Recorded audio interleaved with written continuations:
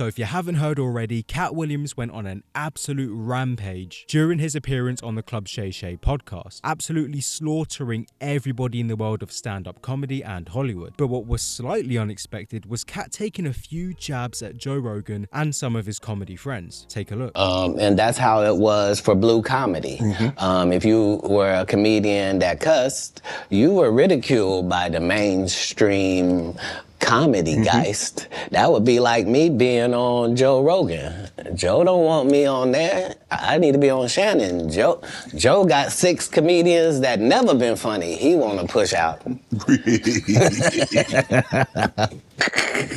But that's really how it is. I'm so sorry I'm competitive. You're an athlete, right? Yeah. Wow, I mean, I think Katt Williams just summed up the whole Joe Rogan podcasting scene within one sentence. Now, you guys can tell me if I'm digging a little bit too deep here, but I couldn't help but think about Katt's true feelings towards Joe while I was listening to the podcast. I mean, how does Katt really feel about Joe Rogan's impact on stand-up comedy? I mean, with Joe promoting so many comics on the Joe Rogan Experience, I wonder if Katt Williams feels like Joe Rogan is partially responsible for the current state of comedy and maybe even podcasting. All of these thoughts were just rushing through my head, and I was really intrigued about what Katt Williams truly thought of Joe Rogan. But the more and more I think about it, I think this was just a light-hearted jab at Joe, and I say this because Katt Williams was gunning for absolutely everybody within this episode. He was taking shots at people left, right, and center. But regardless of the intent, Joe actually responded to Katt Williams' comments, which was a real surprise as Joe doesn't really seem to get caught up in these types of things. But believe it or not, Joe actually invited Katt to come on the Joe Rogan Experience. Now, people all over the internet have been praising Joe for extending this invitation. They've been saying that he deserves credit, it was the right thing to do, etc. And I thought the exact same thing until I watched a video by Podcast Cringe addressing the whole situation, and I have to say that changed my perspective completely. The link to his video will be in the description, so be sure to check that one out. But he basically said that Joe didn't have a choice but to invite him onto the podcast, and I think he's absolutely spot on. You see, Joe's never been in these types of situations where such a high profile comic like Katt Williams has actually called him out. I mean, Joe is in a really tricky spot if you think about it, because if he doesn't address the comments, it would seem like he acknowledges and takes some accountability for the current state of podcasts and stand-up. But if Joe tweets anything back trying to counter any of Katt's points, I don't think that would go down too well. I mean, it's a double-edged sword when you really think about it. And plus, engaging in back and forths and Twitter disputes isn't usually something we see from Joe, so I think that's completely out of the question. So I think with all these options being considered, Joe didn't really have much of a choice but to play nice, play cool, and invite him onto the pod. I can imagine when Joe first saw this, it must have been a real shock to the system. And you have to think, this must have stung a little bit for Rogan. I mean, you have to kind of feel bad for the guy, as he's expressed that he's actually a really big fan of Katt on numerous occasions. But listen, at the end of the day, Joe's a stand-up comedian, and I'm sure he gets that the whole thing is just a joke and it's all fun and games. I mean, it's not like Joe's ever had any problems understanding jokes, right? And I was like, whatever,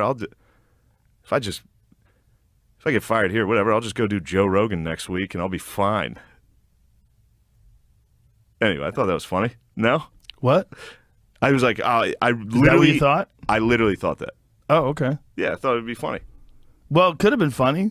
Yeah. Oh, that clip never gets old, does it? But all jokes aside, I think it would be great to see Katt going on the Joe Rogan Experience, as I think it would be really interesting seeing how Joe would react to Katt's bluntness and honesty, maybe about the effects that Joe's had on the world of stand-up, and what Katt thinks of some of his comedy friends. I think it would be a really interesting discussion, but I don't think we're going to get that anytime soon, as Katt really isn't interested on jumping on any other podcasts anytime soon. And I needed you to know why I came by. Yeah, I need you to tell us why.